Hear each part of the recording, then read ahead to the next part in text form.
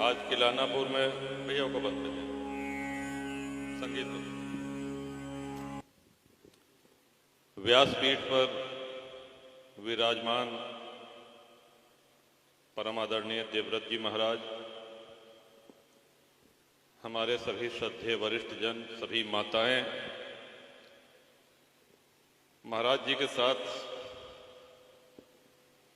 आपके साथ पधारे हुए सभी विद्वज्जन, संगीत मंडली, हमारे सभी अनुजवत छोटे भाई, आपने श्रीमद् भागवत कई बार सुनी होगी, कई बार सौभाग्य मिला होगा, लेकिन आदरणीय आचार्य जी ने जो धर्म के विषय में चिंता जताई, इस ओर आपका ध्यान आकर्षित करना चाहूंगा। देखें, आपके बोले के बाद कोनो ज्ञान दे वाली बात तो बची नहीं ना, हम इतना बड़ा ज्ञानी है कि आपके सामने बोल सकी, लेकिन हम सब का अपने अपने घरे जाए के आज हमार सनातन धर्म कौने स्थिति में है और आवे वाले 20 वर्ष 15-20 वर्ष बाद हम लोग कौने स्थिति में रहब, यह चीज के चिंतन, एक मंथन हमका अवश्य करे चाहिए।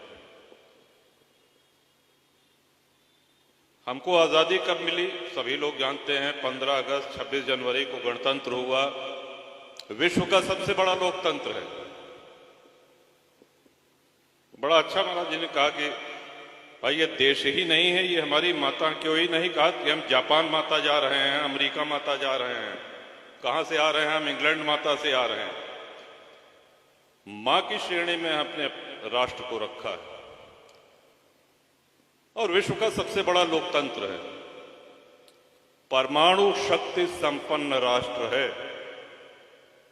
विश्व के बहुत गिने चुने राष्ट्र परमाणु शक्ति संपन्न राष्ट्र हैं। चीन के बाद सबसे बड़ी सेना है।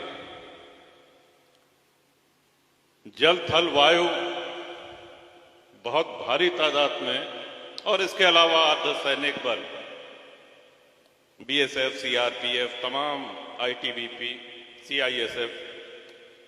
आप कल्पना करिए, हम किसी दूसरे देश से नहीं हारे हैं।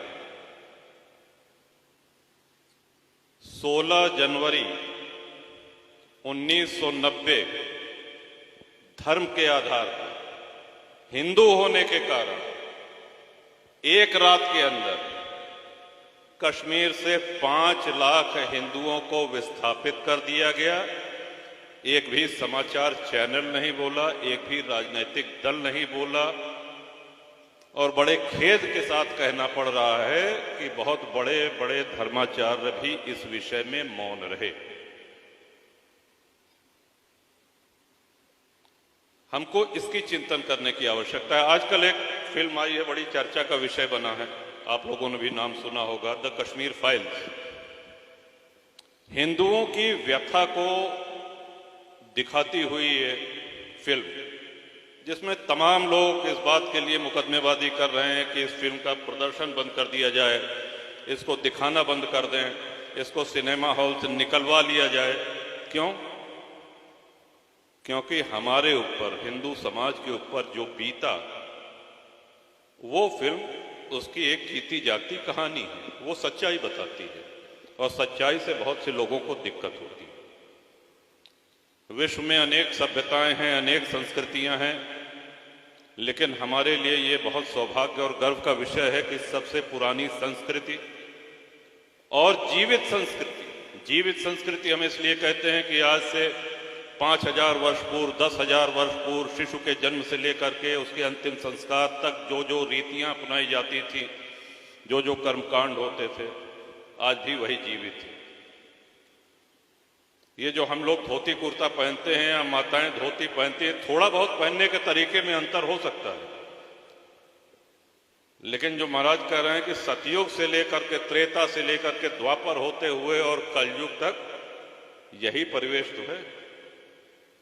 संतों के ऊपर जो भगवा वस्त्र शोभायमान होता है, ये भगवा वस्त्र आज का है। कहते हैं जब धरती पर पहली बार सूर्योदय हुआ था तब भगवा ध्वज ने जन्म लिया था। और ये भगवा ध्वज हमारी श्रद्धा का प्रतीक है। ये चारों एक जीवित संस्कृति है हमारी। लेकिन क्या जीवित संस्कृति को जीवित रखने के लिए हमारा कोई अपना दायित्व बनता है कि नहीं, कि सब आचार्य गणों को जिम्मेदारी दे दी गई है? हम अपने घर में अपने बच्चों से कितनी धर्म चर्चा करते हैं? आने वाले दिनों में जो संकट का सामना हम सभी को करना पड़ेगा, उसके लिए हम कितना तैयार हैं? हम बहुत अच्छे शिक्षित हैं, ईश्वर की कृपा से घर में सब नौकरी कर रहे हैं, खाते पीते घर के हैं, ईश्वर ने किसी चीज की कमी नहीं रखी है, अच्छी बात है। लेकिन हम अपने धर्म, अपने संस्कृति के प्रति कितने निष्ठावान हैं? और हम क्या, आज संचार के माध्यम आप देखें कितने बढ़ गए हैं। पहले जो टेलीफोन हुआ करता था, अब तो हर हाथ में टेलीफोन है, बल्कि हर हाथ में एक मूवी कैमरा कह लीजिए या इंटरनेट कह लीजिए, सब कुछ है। पहले आपको किसी विषय को पता लगाने के लिए लाइब्रेरी से किताब लेनी पड़ती थी या ढूंढना पड़ता था। आज तो आप गूगल पे जाइए और तुरंत आपकी शंका का समाधान या आप जो जानकारी चाह रहे हैं वो जानकारी आपको उपलब्ध हो जाएगी। इस जानकारी में आप किस दिशा की ओर अपने दिमाग को मोड़ रहे हैं, खास तौर से हम अपने अनुजों से कहना चाहेंगे।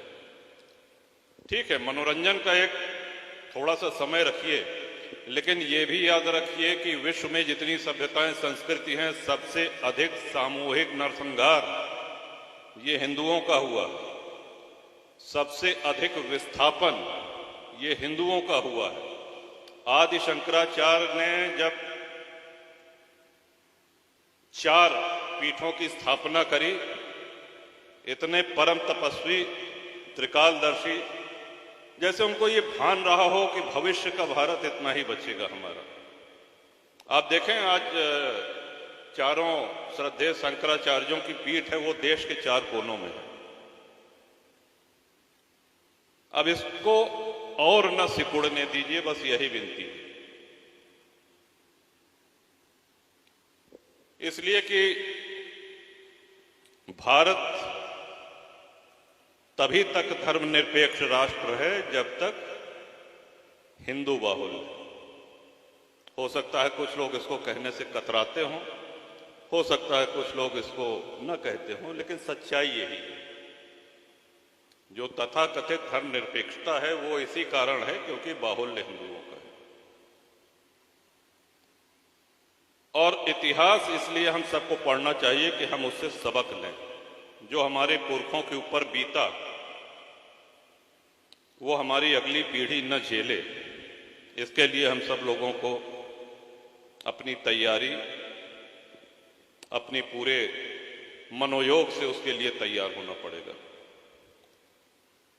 परिवार का विघटन हो रहा है। आप देखें कितने प्रेम से पहले एक आंगन में चारपाई पड़ती थी, पूरा घर परिवार हंसते खेलते रहता था।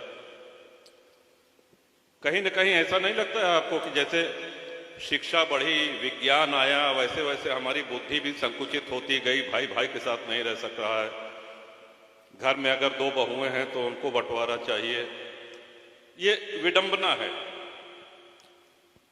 और मनोरंजन के साधन आए। पहले क्या था कि दादा दादी, नाना नानी धर्म विषयक कथा कहानी सुनाते थे। आज किसी को मोबाइल से फुर्सत नहीं है। आप जो माताएं बैठी हैं स्वयं सोचें कि जितना धर्म के त्योहारों के विषय में और तीज त्योहारों के विषय में जितनी आपको जानकारी है, क्या अगली पीढ़ी को उतनी जानकारी है? और नहीं है तो इसके दोषी कौन है? दोषी हम सिखा क्या रहे हैं अपने बच्चों को? ठीक है, जीविकोपार्जन के लिए जैसा कि आचार्य जी ने कहा, आज के समय में अंग्रेजी जानना अच्छी बात है और कहीं न कहीं वो आपकी नौकरी में, आपके भविष्य के लिए वो सहायक भी बनेगी अंग्रेजी का ज्ञान। लेकिन हमारे दिमाग में ये भ्रम हो जाए कि साहब अंग्रेजी हिंदी से बेहतर है, या हमको विकसित दिखने के लिए हिंदी छोड़ के हम अंग्रेजी बोलना शुरू कर दें, इस हीन भावना से हमको ऊपर आना पड़ेगा। जो भी हमारा स्वदेशी है, जो भी सनातनी है, वही श्रेष्ठ है। इस दृढ़ भावना के साथ हम सभी लोगों को आगे होना पड़ेगा। और जहां तक प्रभु की बात है, आप देखें, भगवान श्री राम राजपाट छोड़ दें, संपत्ति छोड़ दें, वनवास चला गए, आभूषण उतार दें, बलकल वस्त्र धारण कर लें, लेकिन धनुष बाण छोड़े का? धनुष बाण का है बरे ले? अरे भगवान श्री राम की बात जाने दीजिए, हनुमान जी महाराज का लहरात रहे बताओ, और वही गदा से कई जने का सुधार है। अगर गदा न हो, हमारा आशय आप समझ गए होंगे, शास्त्र के साथ शस्त्र, दुरुपयोग नहीं, आत्मरक्षा के लिए, अपनी संस्कृति, अपनी सभ्यता की रक्षा के लिए। ये हमारे वेदों में, हमारे धर्मशास्त्रों में कहा गया है। और ईश्वर ने जो निराकार हैं, वो नराकार होकर के उन्होंने इसका उदाहरण प्रस्तुत किया है। भ्रिकुटी विलास सृष्टि लय हुई, जितनी देर में हम लोग पलकें झपकते हैं, उतनी देर में सृष्टियों का प्रलय और निर्माण करने में सक्षम प्रभु, उनको अवतार लेना क्यों पड़ा? भक्तों के हित में? रावण को या कुंभकर्ण को मारने के लिए या खरदूषण को मारने के लिए? क्या ये आवश्यक था कि भगवान आते? उनके तो भ्रिकुटी विलास सृष्टि लय हुई, लेकिन आकर के उन्होंने आने वाले युगों में सनातनियों की पीढ़ियां उनके उस मर्यादा पुरुषोत्तम रूप का चिंतन करें और अपनी मुक्ति का मार्ग प्रशस्त करें, इसलिए उन्होंने आकर के अवतार लिया।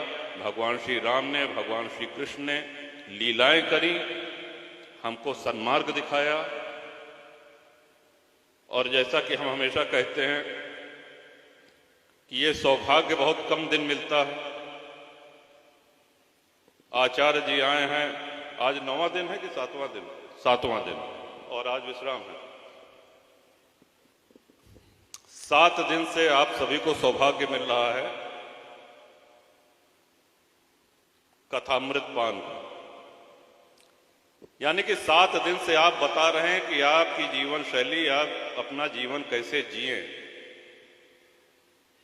और आज आपकी विदाई होगी और हम लोग पूरा भूल जाए, ऐसे तो कोनो लाभ ना होई ना। वैद्य बहुत अच्छे हैं, रोगी गए, रोगी ने अपनी नब्ज दिखाई, वैद्य ने नब्ज देखी, पित्त, बात, कफ, ये सब देखने के बाद उन्होंने जब औषधि दी, तो औषधि का पान करने पे ही तो लाभ होगा।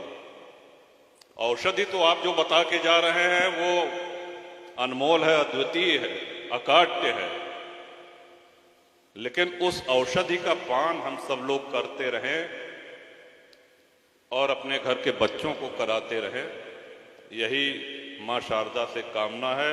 महाराज जी, आपको भी हम सभी लोगों की तरफ से ढेर सारी शुभकामनाएं। मां शारदा की विशेष कृपा है आपके ऊपर,